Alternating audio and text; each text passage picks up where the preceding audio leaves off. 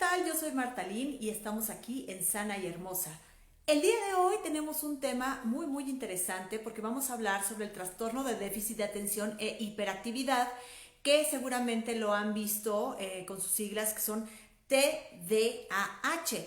Y bueno, vamos a conocer de qué se trata este trastorno, porque es un tema en el que muchos papás creen que sus hijos pueden no tenerlo o por el contrario pueden llegar a confundirlo y creer que sus hijos lo tienen. Y bueno, vamos a explicar un poquito primero qué es. El trastorno de déficit de atención e hiperactividad, TDAH, es una afección crónica que afecta a millones de niños y a menudo continúa en la edad adulta. Y esto es muy común. El TDAH incluye una combinación de serios problemas persistentes que pueden ser tener dificultad con la atención, es decir, distraerse muy fácil, no estar concentrados en actividades que están haciendo, aun cuando puedan llegar a interesarles, tener hiperactividad, no estarse quietos, encontrar momentos para estar brincando, corriendo, gritando, hablando demasiado y no ponerse en paz. Y por supuesto tener comportamientos impulsivos. Bueno, los niños con TDAH pueden tener muchos problemas, por ejemplo, con tener baja autoestima. Esto es muy común. Pueden llegar a tener relaciones muy problemáticas, pueden llegar a tener muchos pleitos, pueden llegar a ser demasiado tímidos incluso, no poder tener comportamientos sociables adecuados, no saber relacionarse con otras personas, por supuesto, y en la mayoría de los casos pueden llegar a tener un bajo rendimiento escolar. Muchos de estos síntomas disminuyen conforme van creciendo, sin embargo, hay otros que sí requieren atención oportuna. Es muy importante poderlos detectar, ya que en algunos casos se pueden llegar a dar este tipo de síntomas, de los que vamos a hablar un poquito más adelante, desde los 3 años de edad, y nosotros podemos llegar a confundirlo, como les dije al principio, con algunos problemas que pueden ser o no pueden ser problemas y considerar que son parte del crecimiento normal. Bueno, hay muchas personas que jamás lo van a superar. Se desconocen las causas precisas de lo que es el TDAH, por lo que es muy importante también poner mucha atención nosotros como papás, qué es lo que está sucediendo con nuestros hijos, qué es lo que están viviendo y cómo se están comportando, porque pueden llegar a tener serios problemas también cuando ya son adultos, pero también se puede llegar a controlar. Entonces las personas que tienen este trastorno, una vez que está controlado, pues pueden llegar a ser personas muy exitosas. Y la verdad, hay en la historia hay muchos genios que han tenido este trastorno, y también hay muchas personas que tienen serios problemas de delincuencia o serios problemas de drogas que también han tenido este problema. Así que es muy importante poderlo detectar. Bueno, vamos a ver. Esto se puede determinar antes de los 12 años de edad, que es la edad en la que más o menos ya se puede determinar, digamos a ciencia cierta, si el niño tiene o no tiene este trastorno de déficit de atención e hiperactividad. Pero como les dije, también se puede empezar a notar en niños que son apenas de 3 años y están teniendo también este tipo de síntomas. Pueden ser síntomas leves, pueden ser moderados, pueden ser muy graves, como en todo tipo de casos de enfermedades, de trastornos. Así que es muy importante considerarlo, revisarlo, porque también puede darse este mismo tipo hasta la edad adulta. Ocurre, fíjense, muy curioso, ocurre con mayor frecuencia en hombres que en mujeres. Y en el caso de los niños, se presenta también más que con las niñas, pero también se presenta de manera diferente, ya que con los niños incluso pueden llegar a ser, en muy pocos casos, pueden llegar a ser un poco más agresivos y más distraídos, y en el caso, más hiperactivos, y en el caso de las niñas, pueden estar totalmente distraídas y no estar atentas a lo que está sucediendo, aun cuando sean casos que son actividades que a ellos les gustan. Pero bueno, vamos a ver, existen 3 subtipos del TDAH y se los voy a explicar. El primero y el más común es la falta de atención. Esto quiere decir que un niño manifiesta un patrón de falta de atención a menudo y presenta las siguientes características. Ahí les van, tomen nota. No son capaces de presentar atención minuciosa a los detalles y cometen errores continuamente, ya sea en los trabajos escolares o incluso en las actividades que ellos tienen en casa. Les cuesta mucho permanecer concentrados en tareas, incluso en juegos que a ellos les gustan. Parecen a veces no escuchar, aunque les estás diciendo las cosas, no es que no te estén escuchando, es que están tan distraídos y están tan inmersos en otra cosa que pareciera que no están escuchando, aun cuando les estamos hablando así directamente y te estoy diciendo y dime lo que acabo de decir. Muchas veces sucede igual. Tienen dificultades para seguir instrucciones y en la mayoría de los casos no terminan las tareas de casa, no terminan las tareas escolares, no terminan los trabajos escolares, y esto también puede ser un grave problema. Tienen problemas para organizar tareas y actividades, incluso para organizar juegos. Evita o le disgustan las actividades que requieren demasiado esfuerzo mental de concentración, por ejemplo, como es el caso de la escuela. Pierden elementos necesarios para las tareas o las actividades. Por ejemplo, pueden llegar a perder juguetes con gran facilidad, lápices, plumas, la goma. Tenían el cuaderno por un lado y de pronto desaparece. Ese tipo de situaciones que para nosotros podemos decir, ¿qué te pasa? ¿Estás desconcentrado? Bueno, puede llegar a ser un problema. En otros casos, y lo vamos a ver también más adelante, puede ser, no puede ser un trastorno, puede ser simplemente una distracción o puede ser otro tipo de problema. Como ya les dijimos, se distraen fácilmente y esto es súper común, y en muchas ocasiones se les olvida hacer algunas actividades diarias, como las actividades del hogar. Pueden llegar, si ya están acostumbrados a hacer su cama, a lo mejor un día no la hacen porque se les olvidó, pueden no lavarse los dientes, pueden olvidar muchos detalles de las cosas que hacen en casa, aun cuando son adultos. El otro caso del otro subtipo de este trastorno es la hiperactividad e impulsividad.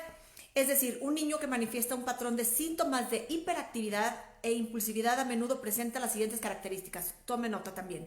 Están súper inquietos, continuamente están dando golpecitos en la mesa, se están tocando los dedos, están rascando, están haciendo algún tipo de acción con las manos con los que no pueden estarse quietos, o a lo mejor están siguiendo el ritmo con un pie, aun cuando no hay música, y aun cuando a lo mejor ni siquiera se están imaginando alguna pieza musical. Se pueden estar retorciendo en el asiento constantemente, pueden estarse moviendo y no quedarse quietos en los asientos de la escuela. Les cuesta mucho trabajo estar sentados en el aula o en algunas otras situaciones. En un juego de mesa se levantan constantemente, a la hora de la comida se levantan constantemente, no pueden estarse quietos, están moviendo a la hora de la comida, ya suben los pies, ya bajan los pies, pueden estar haciendo mil movimientos. Están en constante movimiento continuamente ellos, van de un lado para otro, se trepan a un sillón, se trepan a un mueble, pueden estar haciendo mil actividades, son muchísimas cosas las que pueden estar haciendo, siempre y cuando sean temas de movimiento, por supuesto. Tienen problemas para jugar y realizar actividades que sean tranquilas. Por ejemplo, un juego de ajedrez les puede costar mucho trabajo, no nada más por la concentración, sino porque además puede ser un proceso lento. Todo este tipo de juegos que sean lentos o en los que ellos tienen que esperar para su participación, les pueden llegar a costar mucho trabajo. Hablan demasiado también, dan respuestas apresuradas o interrumpen cuando alguien les hace una pregunta, o se meten cuando alguien está hablando, se meten en la conversación, dan su opinión, ya sea buena, correcta, mala, no importa, pero ellos se meten, no dejan hablar a los demás, se meten en las pláticas cuando no deben de meterse. Y esto me refiero no nada más a los niños chiquitos, que muchas veces les decimos, mi amor, estoy hablando, tranquilito. No, muchas veces esto también tiene que ver con los adultos, que no permiten que puedan dar las demás personas su opinión, o no les dan el espacio para dar su plática de lo que están haciendo. Ellos inmediatamente están interrumpiendo. Pueden llegar a hacer muchísimas preguntas también precisamente en este tipo de pláticas. Y como ya les dije, tienen mucha dificultad para esperar su turno en todo tipo. Pueden interrumpir los juegos, las actividades de otros y se entrometen en ellas. ¿Por qué? Pues porque ellos sienten que tienen que estar muy metidos en esta situación. El otro subtipo que existe dentro del trastorno de déficit de atención e hiperactividad es una mezcla de precisamente de lo que es la hiperactividad e impulsividad y de la falta de atención. Y es muy importante poner atención a todo esto que está sucediendo con ellos. Bueno, el comportamiento típico del desarrollo de un niño en comparación con un niño que puede llegar a tener este trastorno de atención, chequen, creo que les decía, porque muchas veces lo podemos llegar a confundir y podemos decir, es que sí lo tiene, o podemos decir, no, es que no lo tiene, mi niño no tiene ningún problema. Ojo, la mayoría de los niños sanos no presentan atención o son hiperactivos o impulsivos solamente de un momento a otro, no todo el tiempo.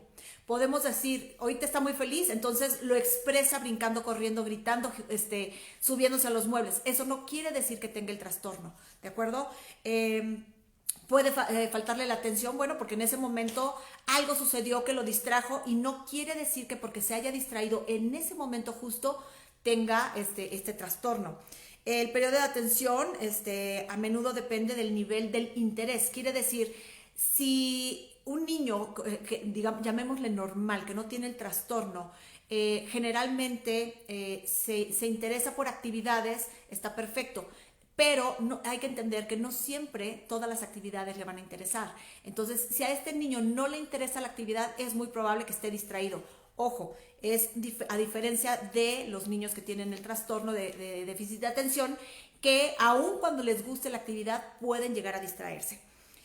Lo mismo ocurre con los niños hiperactivos. Los niños pequeños, recordemos, por ejemplo, que siempre decimos los terribles 2 años, son hiperactivos, no están en paz, nos cansan, nos llegan a agotar como papás, y eso no quiere decir que ellos tengan el trastorno de déficit de atención. Hay etapas también en las edades del desarrollo del niño en las que va a presentar hiperactividad, va a presentar a lo mejor estar distraído, y eso puede llegar a ser normal. Hay niños que pues, obviamente son niños mucho más inquietos que otros, y no quiere decir que tengan el trastorno. Además, recuerden que algunos niños pueden llegar a tener niveles de actividad más altos que otros. En momentos pueden ser muy activos, en momentos pueden ser más tranquilos, pero hay otros niños que constantemente están siendo activos y no quiere decir que tengan el trastorno. Nunca podemos determinar nosotros, solamente como papás sin experiencia, que nuestros hijos lo tienen o no lo tienen, porque y tampoco decir que su hermano lo tiene y entonces el hermanito pequeño o el hermanito más grande lo va a tener. No, tampoco, no podemos estar comparando, ¿de acuerdo? Los niños que tienen problemas en la escuela pero que se llevan bien en casa o que se llevan bien con los amigos, probablemente tengan otro problema que no sea el trastorno de déficit de atención. Así que es muy importante poderlo saber. ¿Cómo podemos saber si lo tiene? Definitivamente tenemos que acudir con un médico para que pueda diagnosticarlo. ¿Quiénes son los médicos que pueden determinar si nuestro hijo o nuestros hijos, porque se pueden dar, tienen el trastorno de déficit de atención e hiperactividad? Bueno, por supuesto, un pediatra del desarrollo y del comportamiento, un psicólogo, por supuesto también un psiquiatra o un neurólogo pediátrico. Pero para llegar primero con ellos, lo más importante es que acudamos primero con nuestro pediatra de cabecera, platiquemos qué es lo que está sucediendo, cómo lo vemos, cómo se comporta. Él les va a hacer una serie de preguntas que van a estar relacionadas con este trastorno o que no van a estar relacionadas con el trastorno, y entonces él va a determinar si es necesario que acudan entonces con uno de los especialistas que les acabo de mencionar, ¿de acuerdo? Ahora, ¿cuáles son las causas? Bueno, como les dije, no está claro cuáles son las causas de las que puede presentarse en niños de 12 años o incluso de niños de 3 años o incluso ya de adolescentes o de adultos. No se sabe cuál es la causa. Sin embargo, por supuesto que es una enfermedad, como ya lo dijimos, es una enfermedad que continuamente se está investigando y de la que cada vez se sabe un poco más, sobre todo cómo controlarla. Así que, bueno, algunos de los factores que están involucrados se cree que pueden ser parte de la genética, es decir, a lo mejor algún miembro de la familia, papá, mamá, abuelos, el hermano mayor, alguien puede llegar a tenerlo. También se cree que es parte del medio ambiente en el que se desarrollan los niños o problemas con el sistema nervioso central en algún momento muy específico del desarrollo de los chiquitos. Bueno, ¿cuáles son las complicaciones? Ya sabemos que siempre procuro darles toda la información para que tengan información adecuada, que de verdad valga la pena y que la puedan preguntar, la puedan comparar, la puedan comentar con toda la libertad del mundo con sus médicos. Bueno, entonces, las complicaciones, bueno, a menudo tienen problemas en la escuela. Son niños que van a tener mucho problema por lo mismo que ya dijimos, o no se están en paz o se distraen demasiado, entonces sus calificaciones generalmente bajan. Pueden tener problemas con los maestros porque los maestros no pueden tener un control sobre ellos, entonces se puede volver a complicar muchísimo, y esto por supuesto puede afectarlo en su autoestima y, como les dije, en el juicio que puedan tener otros niños u otros adultos con respecto a quien está teniendo este trastorno de déficit de atención o TDAH.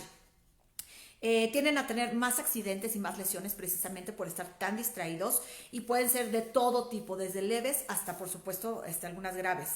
Tienden a tener baja autoestima, ya lo comentamos. Son más propensos a tener problemas para interactuar con sus compañeros, para generar nuevas amistades, para tener una relación firme dentro de un grupo de amigos también, tanto en adultos como en niños.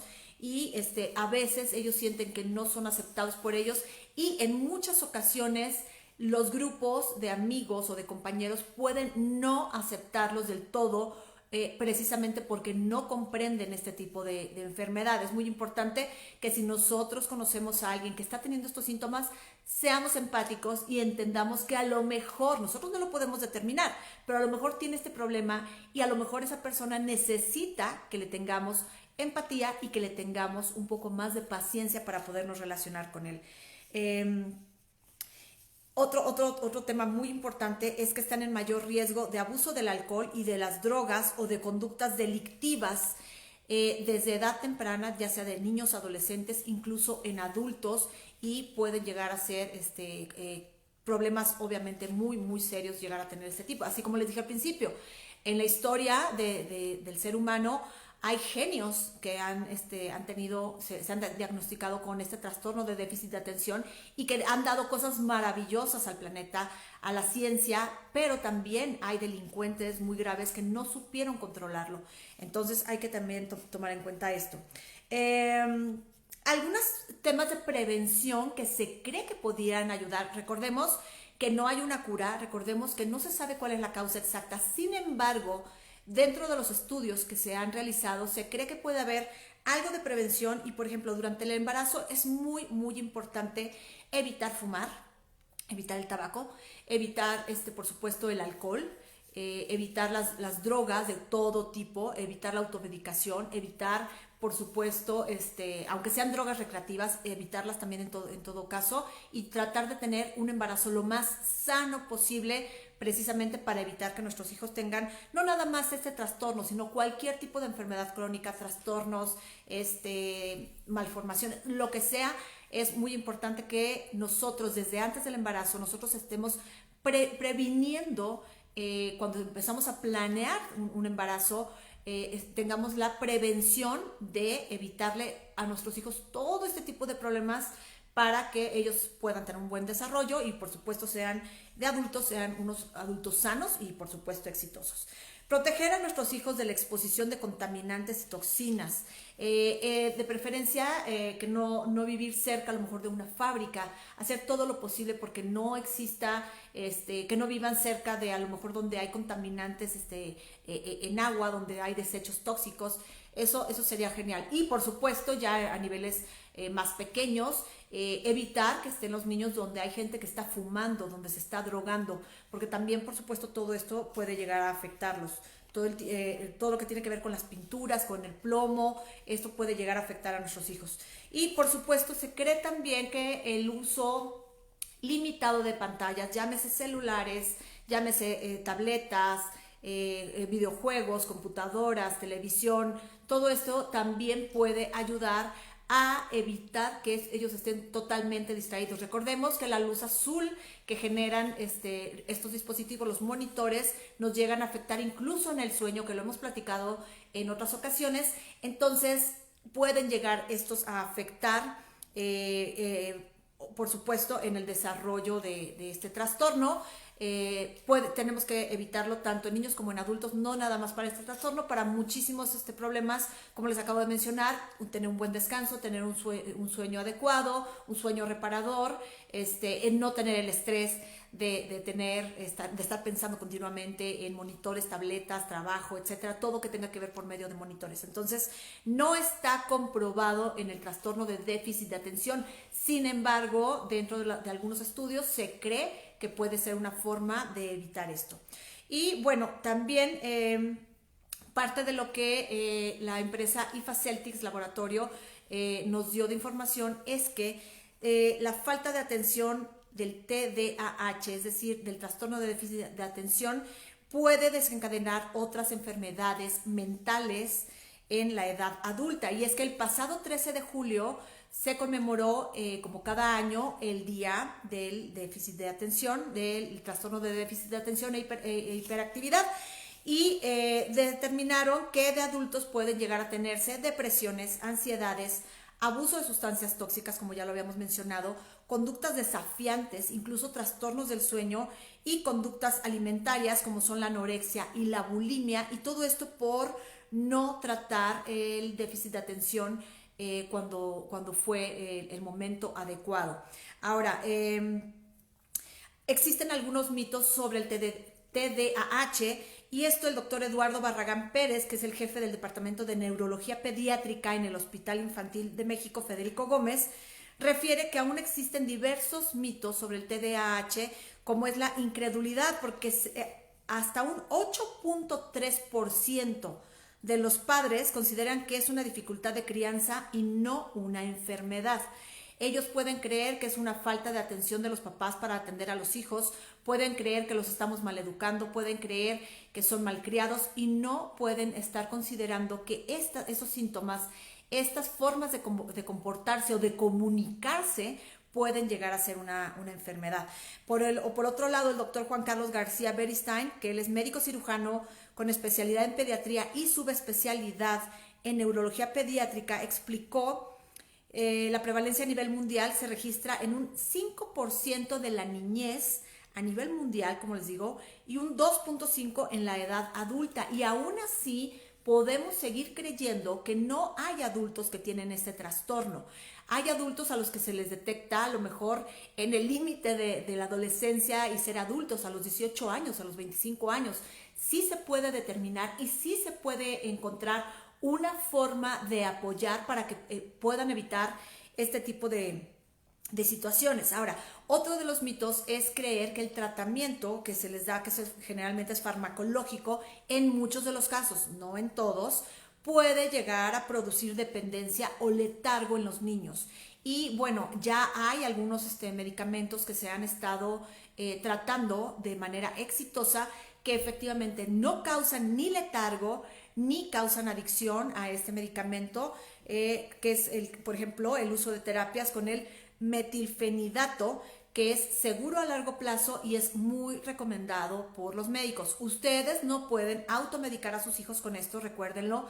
Es muy importante que un médico, primero un pediatra, determine si es necesario que acuda con un especialista para que a su vez él mismo pueda confirmar si tiene el trastorno de déficit de atención o no lo tiene. Así que, por supuesto, IFA Celtics nos sugiere a las personas que tenemos contacto con ustedes que brindemos la información adecuada, la información de calidad, para que evitemos estos mitos, seamos más empáticos con las personas que pueden tenerlo y no saberlo, o que lo saben pero que no lo quieren expresar, y que nosotros mismos podemos estarlos rechazando.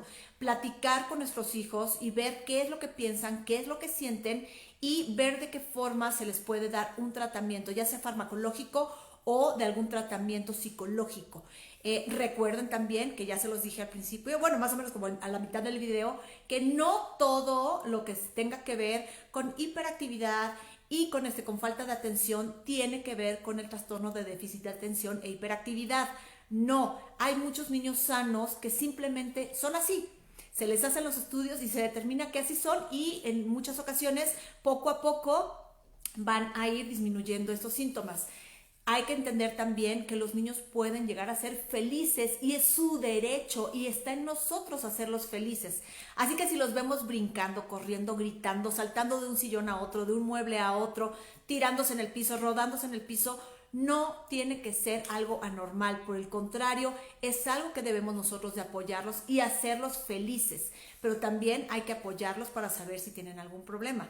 Así que no crean que todo tipo de hiperactividad también puede llegar a ser un problema. Si vemos que nuestro hijo está teniendo problemas en la escuela, problemas sociales, está teniendo problemas para tener relaciones sociales o incluso familiares, entonces puede ser este tipo de trastorno o puede ser otro trastorno o puede ser otro problema que también debe de ser revisado. Pues muchísimas gracias, espero que esta información les haya servido y bueno, ya saben, me encuentran aquí en Sana y Hermosa. Yo soy Martalín y les agradezco enormemente que me hayan acompañado. Compartan la información, recordemos que hay que compartir la información que vale la pena compartir, coméntenla primero con sus médicos y revisen que siempre la información que estén ustedes buscando o escuchando o leyendo sea sustentada. Gracias por estar conmigo.